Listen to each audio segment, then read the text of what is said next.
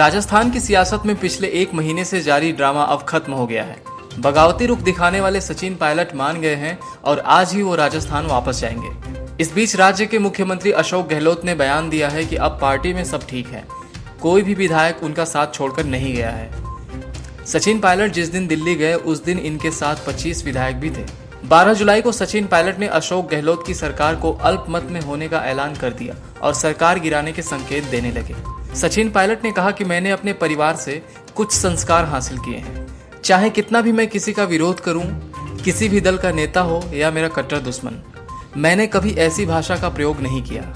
अशोक गहलोत जी उम्र में मुझसे काफी बड़े हैं और व्यक्तिगत रूप से मैंने उनका सम्मान ही किया है। राजस्थान के मुख्यमंत्री अशोक गहलोत ने पायलट से सुलह के बाद बीजेपी पर हमला बोलते हुए कहा कि बीजेपी की धज्जियां उड़ गई हैं और कहा इतनी बेशर्म सरकार आई है कि लोग क्या कहेंगे चिंता ही नहीं है। जब आप बीजेपी धर्म के नाम पर राजनीति करोगे तो ये भावना है कि परवाह ही मत करो लोग क्या कहेंगे, धर्म के नाम पर बांटो, चुनाव जीत के आओ। लिहाजा सचिन पायलट ने मन बनाया कि 9 अगस्त को अगस्त क्रांति के दिन राजस्थान के सियासी घटनाक्रम का गांधी परिवार से मिलकर पट्टाक्षेप करेंगे, मगर पूरा दिन सियासी मोल भाव में गुजर गया। और उधर कांग्रेस आला कमान अशोक गहलोत को मनाने में लगा रहा कि तत्कालिक फायदा देखने की बजाय आप पार्टी का दीर्घकालीन फायदा देखिए। अशोक गहलोत मान नहीं रहे थे, इसके बावजूद प्रियंका गांधी ने सचिन पायलट को निमंत्रण दिया और सचिन पायलट राहुल गांधी के घर आए। इस बीच पायलट ने अपने साथ गए विधायकों को समझाया कि सरकार अगर गिरा नहीं पा रहे हैं तो बेवजह झगड़ा करने का कोई मतलब नहीं है, हम आपके लिए सम्मानजनक जगह की बात कांग्रेस आला कमान से करेंगे।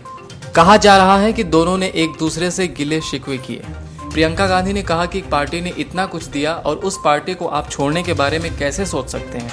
तो सचिन पायलट ने भी कहा, जब उप मुख्यमंत्री बनाकर आपने भेजा था तो कहा था कि साथ में सरकार चलानी है, मगर वहां मेरी हैसियत एक विधायक से भी गई गुजरी है।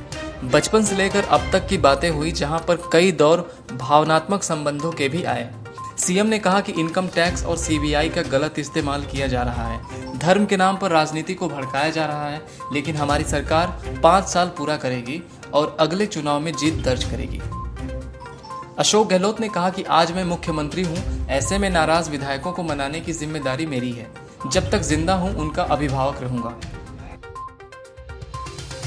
आपको लेकर के टिप्पणी की, निकम्मा, नकारा, छुरा घोंपने वाला, ये तमाम शब्द आपके लिए यूज किए उन्होंने। देखिए, अभी क्या उनके साथ काम कर पाएंगे? उनका नेतृत्व मंजूर है अभी? ऐसा है, मैंने अपने परिवार से अपने जीवन में कुछ संस्कार हासिल किए हैं और कितना भी मैं किसी का विरोध करूं, वो कोई भी नेता हो, किसी दल का हो, मेरा कट्टर दुश्मन भी अगर हो, किसी और दल में भी हो, तब भी मैंने कभी इस प्रकार की भाषा का उपयोग नहीं किया।